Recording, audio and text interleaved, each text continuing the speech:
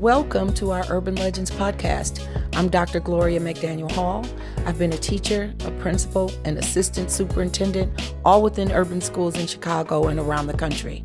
Our Urban Legends podcast is a forum for sharing ideas, strategizing together, and supporting each other as we dismantle the deficit narratives sometimes associated with urban education and discuss where and how amazing work is being done. So good afternoon, everybody, and welcome to another episode of the Urban Legends podcast. I am so super excited today because I have a guest who is near and dear to my heart. I met him at a workshop recently where he was presenting, and he is a teacher in the Chicago Public Schools, but not just a teacher in the Chicago Public Schools. He is like a relationship master. And so we're going to talk a little bit about how he did that, how he came to love this profession, and just dig into his background a little bit. Welcome to the fourth grade. Hello, I'm your teacher. My name's Mr. Reed, and it's very nice to meet ya. I'm from Chicago. I love eating pizza and I dress to impress, but I still rock sneakers. It's my first year teaching, so it's all real exciting. Got some ideas and I really like to try them, like making songs to remember what you hear. We'll be learning so much by the end of the year. Tell my friends and my peers, the parents and the students, I'm ready, you're ready, we're ready, let's do this. Yeah. But absolutely no daydreaming, working hard till the bell starts ringing. Welcome to the fourth grade. So happy to meet you. Can't wait till I see you. We're gonna have a good time. Yeah. Good afternoon, Dwayne Reed. I'm so excited that you're here. Why don't you start by just giving us a little bit about your journey to becoming a teacher? Did you always want to be a teacher, or what happened that made us be at this space right now? Yeah, well, thank you for having me on, Professor. Gloria, it's so nice to be here. It's a pleasure, man. A little bit about me. My name is Dwayne Reed, Mr. Reed. People can find me at Teach Mr. Reed, all spelled correctly, online on any platform. I wanted to become a teacher because I think that kids are authentically hilarious. One, I think they're so authentic, and I appreciate authenticity. I appreciate real. Like, don't beat around the bush with me. Keep it a buck at all times, and that's what you get when you get kids.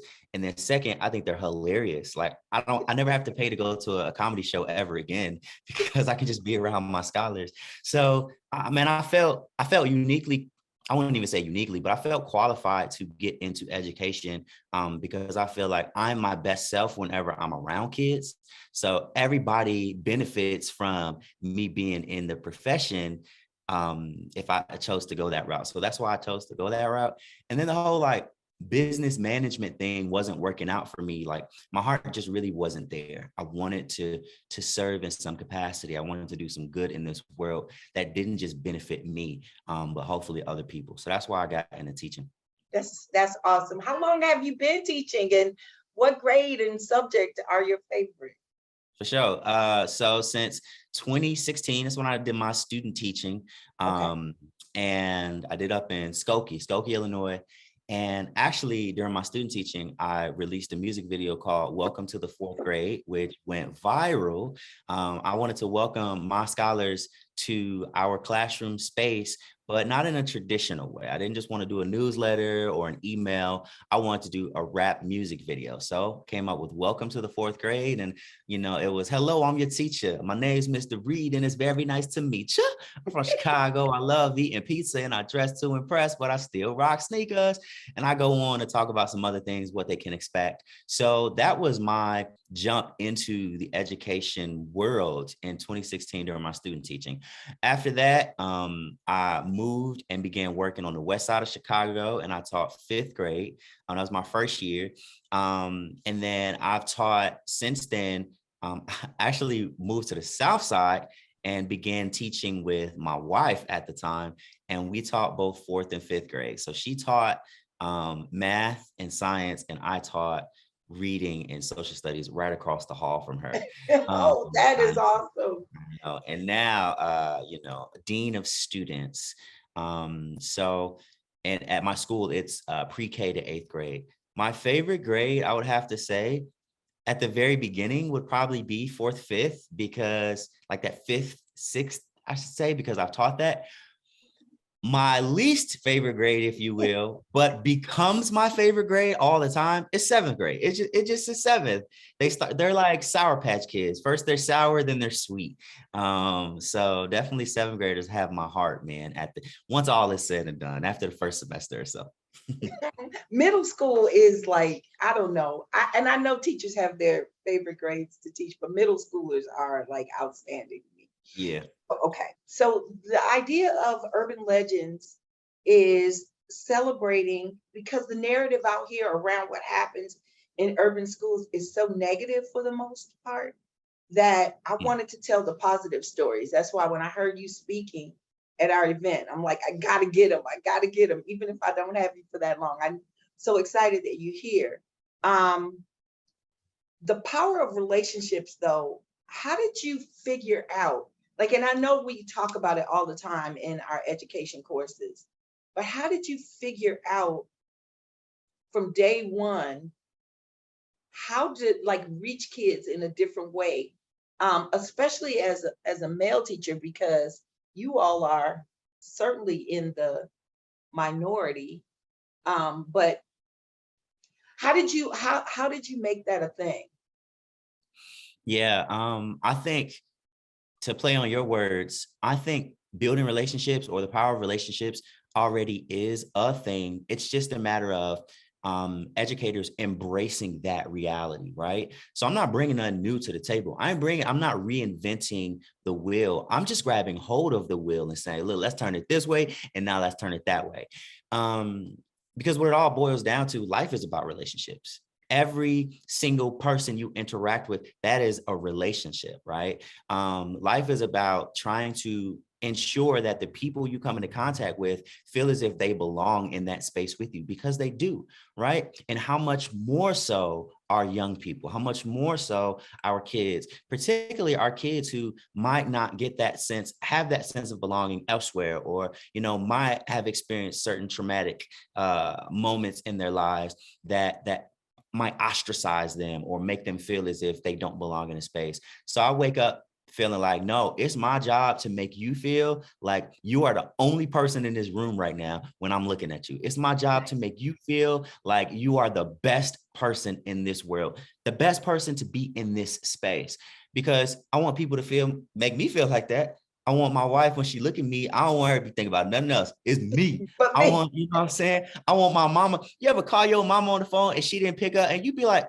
what is she doing other than being my mother? She got to know that's me calling her. What could she possibly be doing? That's what I want every person, every human being that steps in front of me to feel like, Mr. Reed, what are you doing other than being everything for me right now? Like, Right. now that don't mean that I'm going to, be Jesus, and, that don't mean that I'm going to be their savior and be their everything. I just need for them to feel as if I needed something, Mr. Reed's going to be the one. Yeah, I can count on him. Mm-hmm. Yes.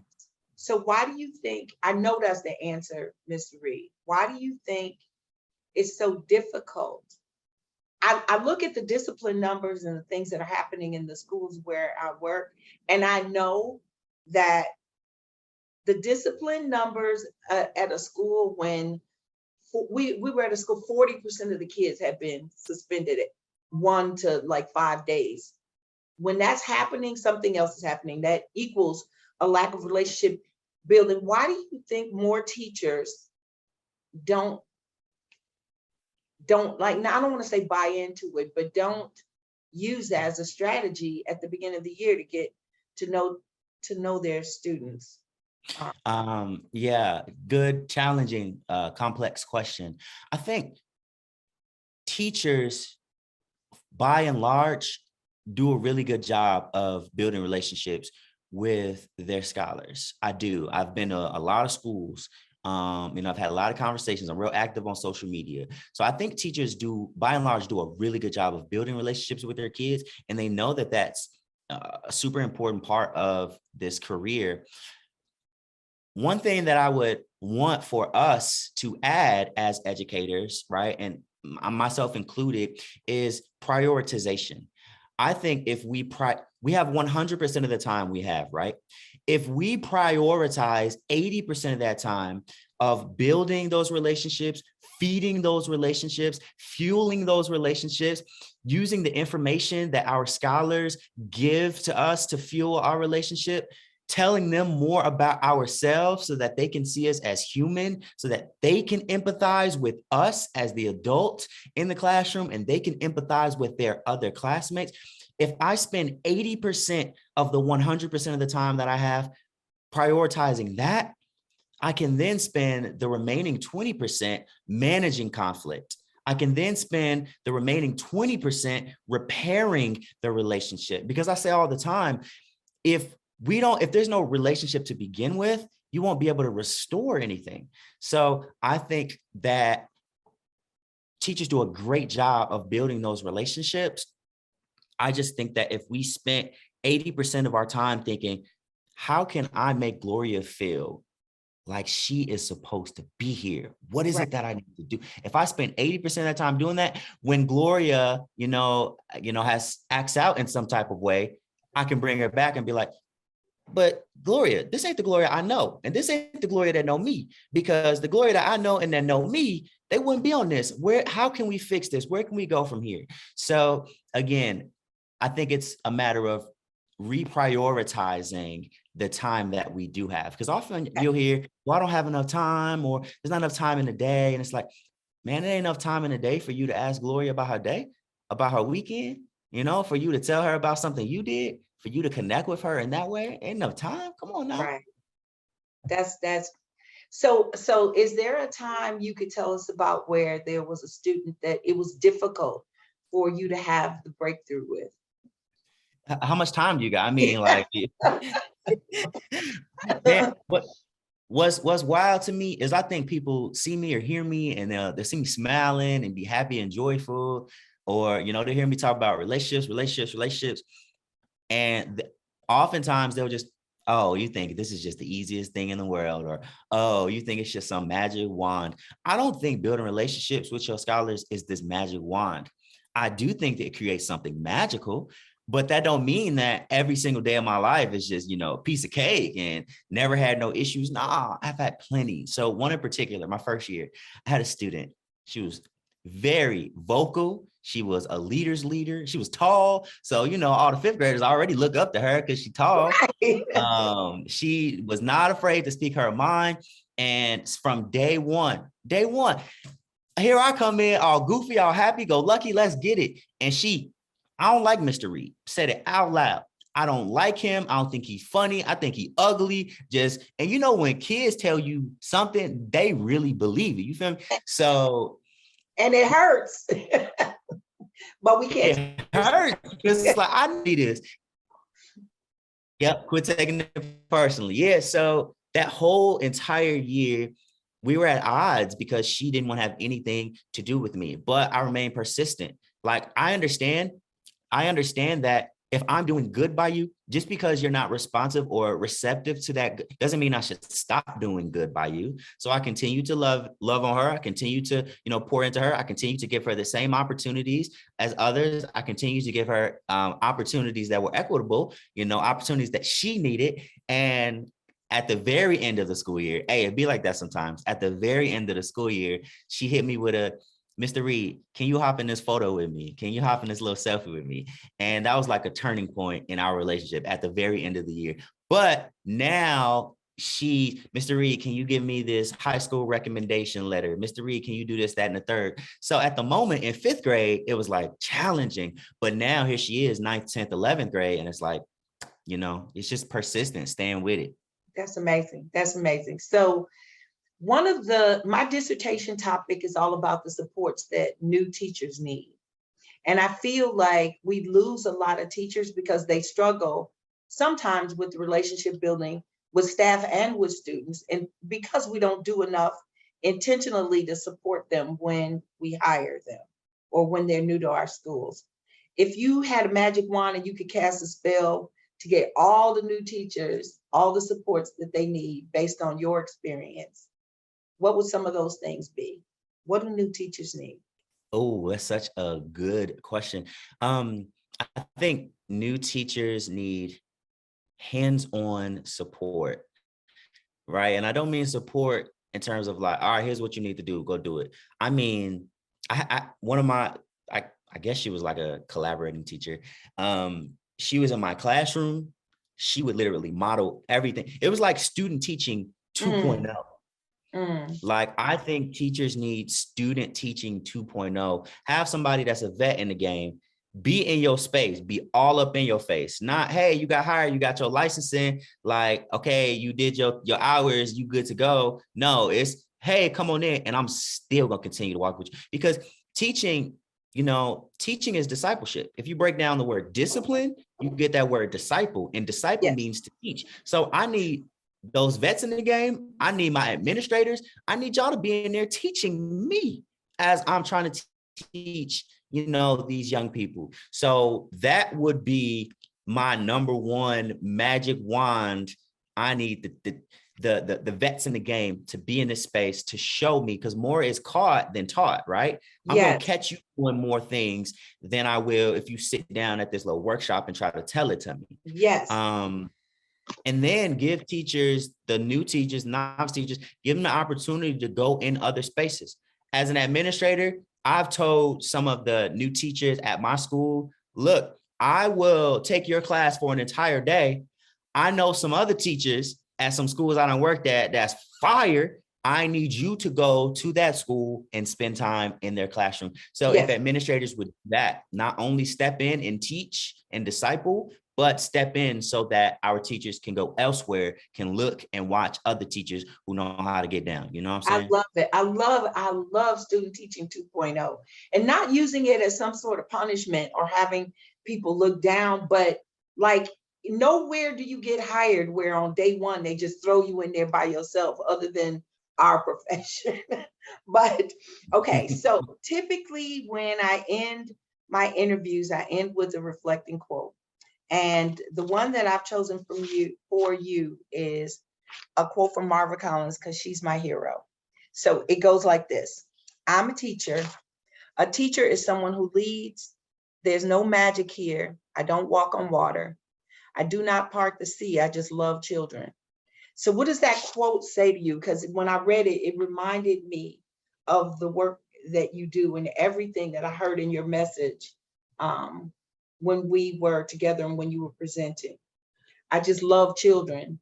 How does that resonate?